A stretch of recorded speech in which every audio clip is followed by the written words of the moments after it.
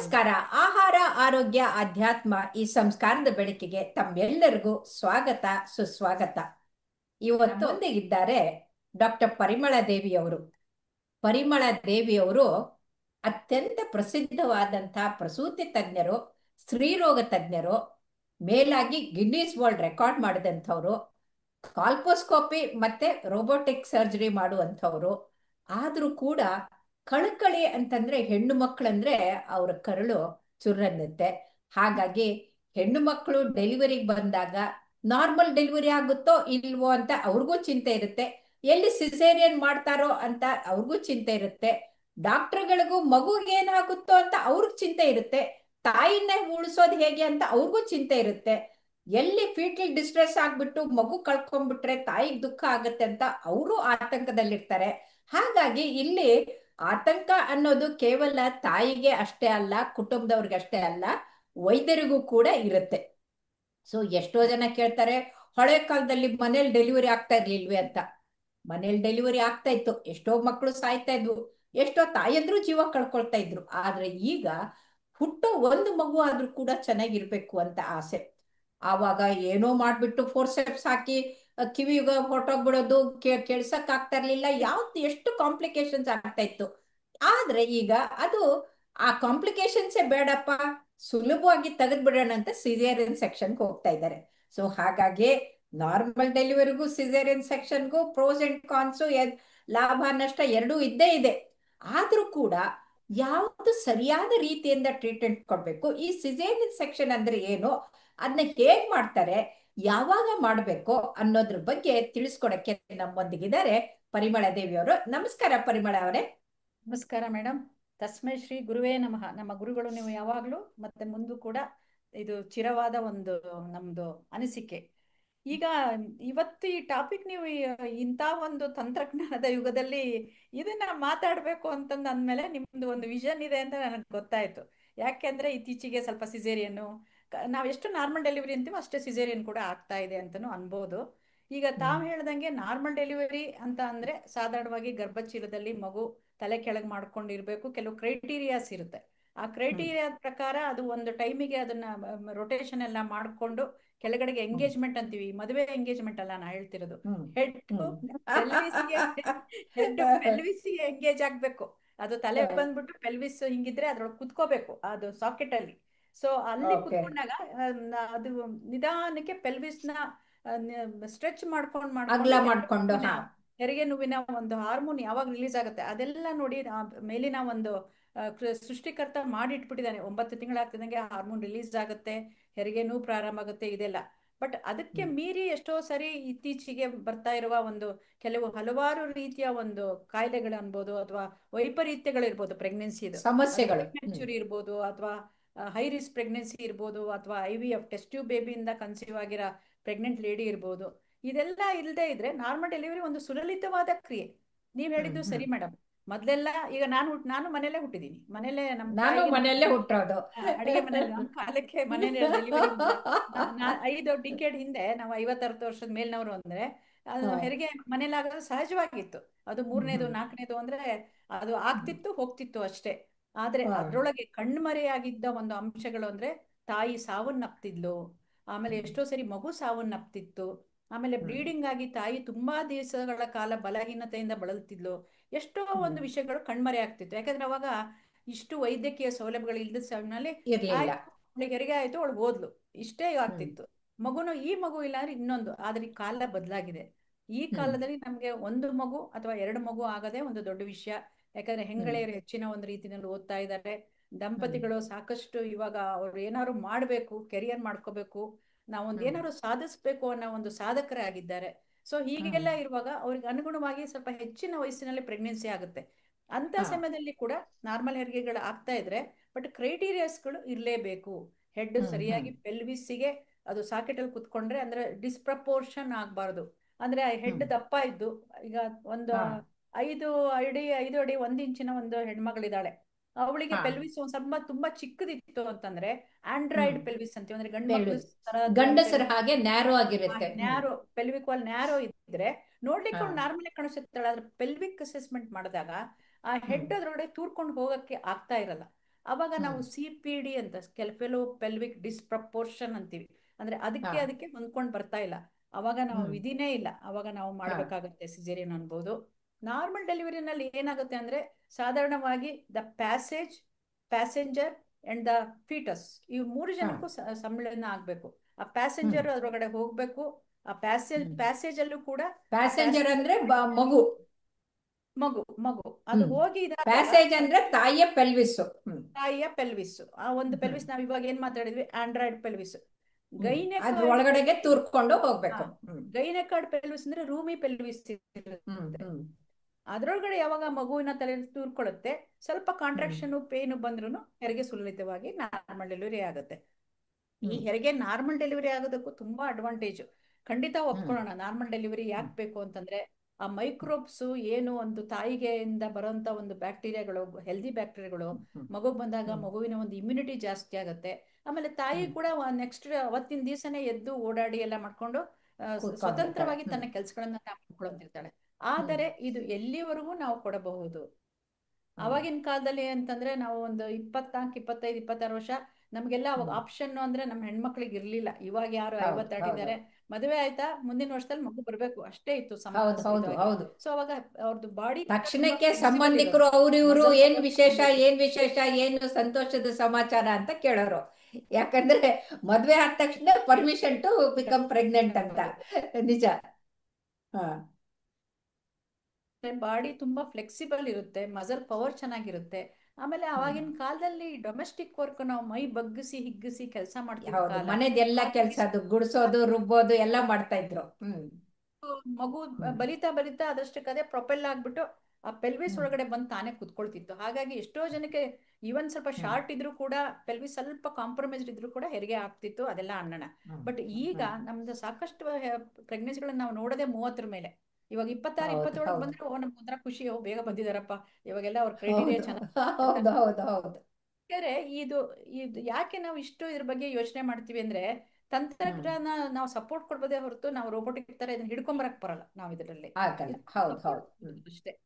Physiological process, ಅದು ಒಂದು ನೈಸರ್ಗಿಕ ಹೆರಿಗೆ ಹ್ಮ್ ಅನ್ನೋದು. In hmm no time it will become a disaster. Hmm hmm ಅಕಸ್ಮಾತ್ ಅಲ್ಲಿ ಒಂದ್ ಏನಾರೋ ಮಗುವಿನ ಹಾರ್ಟ್ ಬೀಟಿಗೆ ತೊಂದರೆ ಆಯ್ತು, ಅಥವಾ ಹಾ ಅವಳಿಗೆ ಹಾ ಏನೋ ಒಂದು ಎಂಬಾಲಿಸಮ್ಮೇ ಆಗೋಯ್ತು, ಅಥವಾ ಹಾ ತುಂಬಾ ಹೆವಿ ಬ್ಲೀಡಿಂಗ್ ಆಗ್ಬಿಡ್ತು, ಸೊ ಫಿಸಿಯಾಲಜಿ ಟು ಪೆಥಾಲಜಿಕಲ್ ಪ್ರಾಸೆಸ್ಗೆ ಹೋಗ್ಬಿಡುತ್ತೆ ಇದು. ಹಾಗಾಗಿ ಹ್ಮ್ ತುಂಬಾ ಒಂದು ವೆರಿ ಟ್ರಿಕ್ಕಿ ಸಿಚುಯೇಷನ್. ನಮ್ದ್ರೊಳಗೆ ತಾವೂನು ಹೇಳ್ತಿದ್ರಿ, ನಮ್ಮ ಕೌಲ್ಗುಳ್ ಸರ್ನ ನೆನೆಸ್ಕೋಬೇಕು, ನಮ್ಮ ಅಬ್ಸ್ಟೆಟಿಕ್ ಪ್ರೊಫೆಸರ್ ಇದ್ರು. ಹ್ಮ್ ಟ್ರಿಕ್ಸ್, ಆ 4 ಹ್ಮ್ ಲೆಟರ್ಸ್ನ ನೀವು ಮರಿಬಾರ್ದು ಅಂತ ನಮ್ಮ ತಲೆ ಮೇಲೆ ಹಿಂಗ್ ತಮಾಷೆಯಾಗಿ ಹೊಡೆಯೋರು. ಟ್ರಿಕ್ಸ್ ಅಂದ್ರೆ ಅದು ತುಂಬಾ ಟ್ರಿಕ್ಸ್ ಪ್ಲೇ ಮಾಡುತ್ತೆ, ಜಾದು ಪ್ಲೇ ಮಾಡುತ್ತೆ. ನಾವ್ ಹಿಂಗ್ ಅನ್ಕೊಂಡಿರ್ತೀವಿ, ಅದು ಸ್ವಲ್ಪ ಅದು ವೇರಿಯೇಷನ್ ಇನ್ನೇನೋ ಆಗ್ಬೋದು. ಆಗತ್ತೆ. ಹ್ಮ್ ಹಾಗಾಗಿ ನೈಸರ್ಗಿಕವಾದ ಈ ಒಂದು ಹೆರಿಗೆನ ಆಗ್ಬೇಕು ಅಂತಂದ್ರೆ ನಾವು ಸಾಕಷ್ಟು ನಮ್ಮ ಎಕ್ಸ್ಪೀರಿಯನ್ಸ್ ಆಗ್ಲಿ, ನಮ್ಮ ಬುದ್ಧಿಮತ್ತೆಯನ್ನಾಗ್ಲಿ ಹಾಕ್ಬೇಕು, ಅವ್ರಿಗೆ ಅಶ್ಯೂರೆನ್ಸ್ ಕೊಡಬೇಕು. ಅವರಿಗೆ ನಾವು ಹೆರಿಗೆಗೆ ಬಂದಿದ್ದೀವಿ, ನಮ್ಗೆ ಒಳ್ಳೆ ಮಗು ಸಿಗ್ಬೇಕು, ನಮ್ಮ ತಾಯಿ ಚೆನ್ನಾಗಿರ್ಬೇಕು, ಹೋಗ್ಬೇಕು, ಖಂಡಿತ ಒಪ್ಕೊಳ್ಳೋ ಮಾತೆ. ಆದ್ರೆ ಹೌದು ಅದ್ರೊಳಗಡೆ ಎಷ್ಟು ಒಂದು 9 ತಿಂಗಳ ಜರ್ನಿನಲ್ಲಿ ಪಾಸ್ ಆಗಿ ಬಂದು ಅವರ ಕಡೆ ಮೂಮೆಂಟ್ ಅಲ್ಲಿ ಎಷ್ಟೋ ಒಂದು ನೈಸರ್ಗಿಕ ಕ್ರಿಯೆಗಳನ್ನ ಮೂಲಕ ಹೆರಿಗೆನ ಹ್ಮ್ ಮಾಡಿಸ್ಕೊಂಡು ಹೋಗುವಾಗ ಆ ಬ್ಲೀಡಿಂಗು ಹ್ಮ್ ಅದೆಲ್ಲ ನಾರ್ಮಲ್ ಆಗೋದ್ರಿಂದ ಹ್ಮ್ ನೈಸರ್ಗಿಕವಾದ ಈ ಒಂದು ಹೆರಿಗೆ ಅಷ್ಟೇ ಒಂದು ಹ್ಮ್ ಮುಖ್ಯವಾದದ್ದು. ಆಯ್ತು ಹೋಯ್ತು ಅಂದಾಗ ಎಲ್ಲ ಸುಲಭವೇ, ಆದ್ರೆ ಸರಿಯಾಗಿ ಓಕೆ. ಆಗ್ಬೇಕು ಅಂತ ಅನ್ಕೊಂಡಾಗ ಅದಕ್ಕಾದ ಒಂದು ಒತ್ತು ಕೊಡ್ಬೇಕು. ಪ್ರಾಬ್ಲಮ್ಗಳು ಇದೇ ಬಂದಾಗ, ಒಂದು ಇದನ್ನ ಚಾಲೆಂಜಸ್ ಬಂದಾಗ ಏನು ಅಂತ. ಹ್ಮ್ ನಮ್ಗೆ ತಾವು ಹ್ಮ್ ನಾವು ನೀವು ಮಾತಾಡ್ತಿದ್ವಿ ಮೇಡಮ್, ನಾವೆಲ್ಲ ಒಂದು ಕಂಬೈನ್ಡ್ ಡಿಸ್ಕಷನ್ ಈಗ ಇರ್ತಿತ್ತು ಅವಾಗ. ನಿನ್ಗೆ ನಾರ್ಮಲ್ ಅಂದಾಗ ನನಗೆ ನೆನಪಾಗದೆ ಎರಡು. ಹೋದ್ ತಿಂಗಳು ಇದಕ್ಕೆ ಶಿವಮೊಗ್ಗಕ್ಕೆ ಹೋಗಿದ್ದೆ. ಅಲ್ಲಿ 1.5 ಲಕ್ಷ ಡೆಲಿವರಿ ಮಾಡಿದಂಥವ್ರು ಡಾಕ್ಟರ್ ನಿರ್ಮಲಾ ಅಂತ, ಇಲ್ಲೇ ವಾಣಿ ವಿಲಾಸ್ನಲ್ಲೇ ಟ್ರೈನಿಂಗ್ ತಗೊಂಡು MD ಮಾಡಿದವರು. ಅವರು ನಾರ್ಮಲ್ ಡೆಲಿವರಿ ಡಾಕ್ಟರ್ ಅಂತಾನೆ. ಸೊ ಎಲ್ಲರೂ ಅವ್ರ ಹಾ ಹತ್ರನೇ ಹೋಗೋದು. ಯಾಕೆ ಅಂತಂದ್ರೆ ನಾರ್ಮಲ್ ಮಾಡ್ತಾರೆ ಅಂತ. ಇಲ್ಲಿ ವಾಣಿ ವಿಲಾಸ್ನಲ್ಲಿ ಒಂದು ತಾಯಿ ಬಂದ್ಲು ಮಗುನ ಹೊತ್ಕೊಂಡು. ಅದು ನೋಡಿದ್ರೆ ಒಂದು 5-6 ತಿಂಗಳ ಮಗು ತರ ಇತ್ತು, ದೊಡ್ಡದು. ಅದಕ್ಕೆ ನಾನು ಎಷ್ಟು ತಿಂಗಳು ಮಗುಗೆ ಅಂತಂದು, ಇಲ್ಲಮ್ಮ ನೆನ್ನೆ ಹುಟ್ಟಿದ್ದು ಅಂತಂತಾಳೆ. ಅವಳು ಇಷ್ಟು ದಪ್ಪ, ಮಗು ಇನ್ನಿಷ್ಟು ದಪ್ಪ. ಹಾ ನಾನು ಎಷ್ಟು ತೂಕ ಅಂತ ನೋಡಿದ್ರೆ 6.5 kg. ಓ ಸಿಸೇರಿಯನ್ ಮಾಡಿದ್ರ ಅಂತಂದೆ. ಇಲ್ಲಮ್ಮ ನಾರ್ಮಲ್ ಡೆಲಿವರಿ ಅಂದ್ರು. ನಾನ್ ಗಾಬರಿ ಆದೆ, ಏನ್ ಮಹಾ ತಾಯಿಯಮ್ಮ ನೀನು, ಅದ್ ಹೆಂಗಮ್ಮ ತಡ್ಕೊಂಡು ತಳ್ಳಿದೆ ಮಗುನಂತ. ನಾನೇನು ಕಷ್ಟ ಪಡ್ಲಿಲ್ಲಮ್ಮ. ಅವರೇ ಆಯಾಗಳು, ನರ್ಸಸ್ಸು, ಡಾಕ್ಟ್ರು ಎಲ್ಲರೂ ಬೆವ್ತ್ಕೊಂಡ್ಬಿಟ್ಟು ಹ್ಞೂ ಮುಕ್ಕು ಮುಕ್ಕು ಮುಕ್ಕು ಅಂತಂದ್ಬಿಟ್ಟು ಅವರೇ ಮಾಡಿ ಹೇಳಿ ತೆಗೆದ್ರು ಅಂತ. ಅಂದ್ರೆ ಒಂದ್ ಎಂಡಿಗೆ ನಾರ್ಮಲ್ ಡೆಲಿವರಿಯವರು ಇದ್ದಾರೆ, ಇನ್ನೊಂದ್ ಕಡೆಗೆ ಏನಾಗುತ್ತೆ ಅಂದ್ರೆ ಹೌದು ಬಹಳ ವಯಸ್ಸಾಗಿರುತ್ತೆ, ಪ್ರೀಶಿಯಸ್ ಬೇಬಿ ಆಗಿರುತ್ತೆ, ಏನು IVF ಮಾಡ್ಕೊಂಡಿರ್ತಾರೆ, ತುಂಬಾ ಖರ್ಚು ಹೌದು ಮಾಡಿರ್ತಾರೆ. ಆ ಮಗುಗೆ ಏನಾದ್ರೂ ಫೀಟಲ್ ಡಿಸ್ಟ್ರೆಸ್ ಹೌದು ಆಗಿ ಮಗುಗೆ ಏನಾದ್ರೂ ಹೆಚ್ಚು ಕಡಿಮೆ ಆಗ್ಬಿಟ್ರೆ ಅವ್ರು ಪಟ್ಟರು ಶ್ರಮ ಖರ್ಚು ಮಾಡಿರೋದೆಲ್ಲ ವ್ಯರ್ಥ ಆಗುತ್ತಲ್ಲ ಅಂತ ಅವ್ರಿಗೆ ಚಿಂತೆ ಇರುತ್ತೆ. ನಿಮಗೆ ಕರೆಕ್ಟ್ ಏನಾದ್ರೂ ಆದ್ರೆ ಅಂತ ನಿಮಗೂ ಕರೆಕ್ಟ್ ಚಿಂತೆ ಕರೆಕ್ಟ್ ಇರುತ್ತೆ.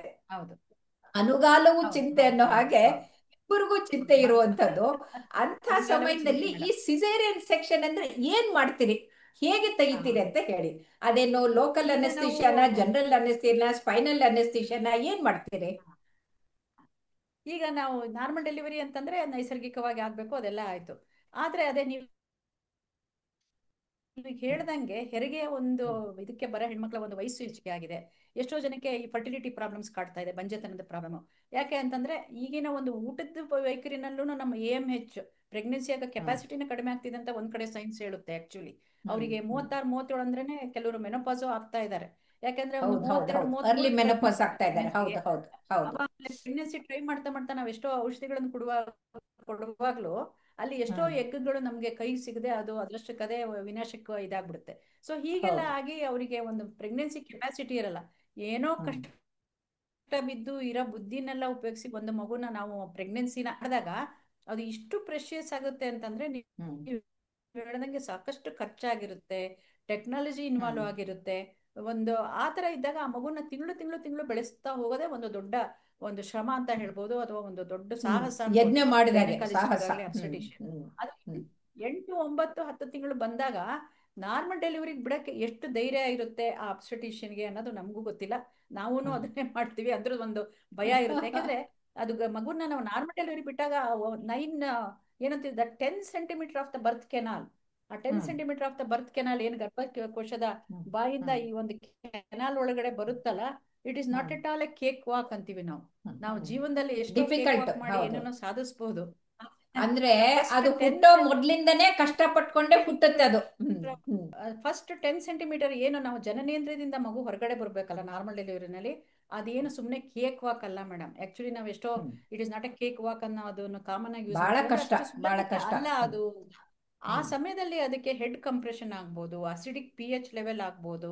ಹಾಗಾಗಿ ಅದಕ್ಕೆ ಮೆಕೋನಿಯಂ ಅದರ ಮೋಷನ್ ನ ಪಾಸ್ ಮಾಡ್ಕೊಂಡ್ಬಿಡುತ್ತೆ ಅದು ಅದು ತಾನೇ ಅದೃಷ್ಟಕಾರಿಯಾಗಿ. ನುಂಗ್ಕೊಂಡ್ ಅದು ಬಿಡ್ಬೋದು, ಮೆಕೋನಿಯಂ ಆಮೇಲೆ ಅದನ್ನ ತಾನೇ ಆಸ್ಪಿರೇಷನ್. ಹ್ಮ್. ನಂಬ್ಕೊಂಡು ಫೀಟಲ್ ಡಿಸ್ಟ್ರೆಸ್ ಅನ್ನೋದು ಒಂದು ಕಾಮನ್. ಅದ್ರ ಹಾರ್ಟ್ ಹೌದು, ರೇಟ್ ವೇರಿಯೇಷನ್ ಶುರುವಾಗುತ್ತೆ. ಅಲ್ಲಿ ಹೆಚ್ಚು ನಾನ್ ಕಡಿಮೆ ಆಗುತ್ತೆ. ಸ್ಟೇಟಸ್ ಟೆಸ್ಟ್ NST ಅಂತ ನಾವು ಗ್ರಾಫ್ ಹಾಕೊಂಡೇ ಇರ್ತೀವಿ ಮಗು ತಾಯಿಯ ಹೊಟ್ಟೆಗೆ. ಅಲ್ಲಿ ಹಿಂಗ್ ಹ್ಮ್, ಹಾರ್ಟ್ ರೇಟ್ ತಮಗೆ ತಾನು ಹೇಳ್ಬೇಕಾಗಿಲ್ಲ, ಹಾರ್ಟ್ ರೇಟ್ ಕಾರ್ಡಿಯಾ ಇದು ಹ್ಮ್, ಹ್ಮ್, ಸಡನ್ಲಿ ಡ್ರಾಪ್ ಹ್ಮ್, ಡೌನ್ ಆಗೋದು, ಹ್ಮ್. ಬ್ರಾಡಿಕಾರ್ಡಿಯಾ ಆಗೋದು. ಬ್ರೆಡಿಕಾರ್ಡಿಯ ಇದೆಲ್ಲ ಬರುತ್ತೆ. ಆದಾಗ ಇನ್ನು ನಾವು ಮಾಡ್ಲಿಕ್ಕೆ ಇನ್ನೇನು ಆ ಮಗು ಹೊರಗಡೆ ಬರಬೇಕು, ಆದ್ರೆ ಅದು ಇನ್ನೂ ಮೇಲಿದೆ. ಈಗ ನಾವು ಹ್ಮ್, ಇಸ್ಕಿಯಲ್ ಸ್ಪೈನ್ ಪೆಲ್ವಿಕ್ ಅಸೆಸ್ಮೆಂಟ್ ಮಾಡಿದಾಗ ಇಸ್ಕಿಯಲ್ ಸ್ಪೈನ್ ಅನ್ನೋದನ್ನ ನಾವು ಹ್ಮ್, ಇಂಡಿಕೇಟರ್ ಇಟ್ಕೊಂಡಿರ್ತೀವಿ. ಅದ್ರ ಮೇಲ್ಗಡೆನೆ ಇನ್ನೂ ಇತ್ತು ಅಂದ್ರೆ ಸ್ಟೇಷನ್ ಹ್ಮ್, ಅಂತೀವಿ ಅದಕ್ಕೆ. ಅದು ಹೈ ಸ್ಟೇಷನ್ ಅಲ್ಲಿ ದೂರದ ಸ್ಟೇಷನ್ ಅಲ್ಲಿ ಇದೆ, ಇನ್ನೂ ಆ ಟ್ರೈನ್ ಹ್ಮ್, ಬಂದೇ ಇಲ್ಲ ನಮ್ಮ ಹತ್ರ ಆ ತಲೆ. ಸೊ ನಾವು ಹ್ಮ್, ಅವಾಗ ಏನ್ ಮಾಡ್ಬೇಕು, ಅವಾಗ ತಕ್ಷಣನೇ ಹೊಟ್ಟೆ ಭಾಗದಿಂದ ಕಿಬ್ಬೊಟ್ಟೆಯ ಹ್ಮ್, ಭಾಗದಿಂದ ನಾವು ಏನು ಹ್ಮ್. ಹೇರ್ ಲೈನ್ ಇರುತ್ತೆ ಅದ್ರ ಅದ ಮೇಲ್ಗಡೆ ಒಂದು ಕೊಯ್ದ್ಬಿಟ್ಟು. ಹ್ಮ್, ಇನ್ಸಿಷನ್ ಹಾಕ್ಬಿಟ್ಟು, ಹ್ಮ್, ಅನಸ್ತೀಶಿಯಾದಲ್ಲಿ ಇನ್ಸಿಷನ್ ಹ್ಮ್, ಹಾಕ್ಬಿಟ್ಟು, ಅಂದ್ರೆ ತುಂಬಾ ಎಮರ್ಜೆನ್ಸಿ ಟೈಮ್ ನಲ್ಲಿ ಮಾಡ್ಬೇಕಾಗುತ್ತೆ ಹ್ಮ್, ಇದನ್ನ.